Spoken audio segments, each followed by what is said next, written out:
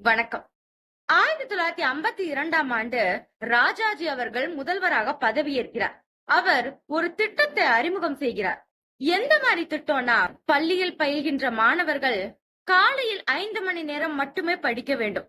மீதி இருக்கும் நேரம் தன்னுடைய தந்தை என்ன தொழில் செய்கிறார்களோ அதனை கற்றுக்கொள்ள வேண்டும். இதனை அரை நாள் கல்வி திட்டம் என்று அறிமுகம் செய்தார். ஆனால் போக போக 5 மணி நேரம் 3 மணி நேரமாக குறைந்தது. இதனை எதிர்கட்சி தலைவர்கள், காமராஜர் போன்ற பெரிய பெரிய தலைவர்கள் எல்லாம் குலக்கல்வி திட்டம் என்று சொல்லி அதனை எதிர்த்தார்கள். இதையே குலக்கல்வி திட்டம்னு சொன்னாங்கன்னா, அப்படி அவன் அந்த தேர்வில் தோல்வியுற்று விட்டான் என்றால் அவன் தந்தை செய்கின்ற தொழிலுக்கே அவனும் செல்ல வேண்டும் என்று ஜாதி ரீதியாக ஒடுக்கினார்.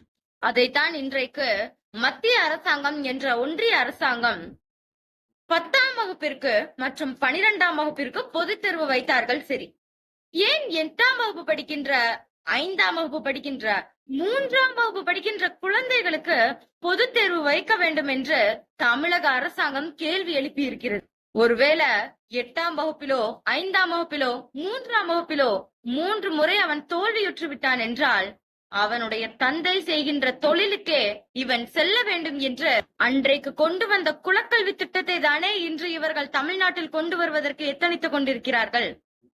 தமிழ்நாட்டு மக்கள் முன்னேறிவிடக் கூடாது, தமிழ்நாட்டு மக்கள் சாதித்து விடக் கூடாது என்ற ஒரு நோக்கத்திலே அரசியல் நடத்தி கொண்டிருக்கிறது ஒரு கூட்டம். இன்றைக்கு வரை தமிழக அரசாங்கம் அதனை எதிர்த்து கொண்டுதான் இருக்கிறது. அதனால் மத்திய அரசின் புதிய கல்விக் கொள்கையை நிராகரிப்போம், மாநில உரிமையை மீட்டெடுப்போம்.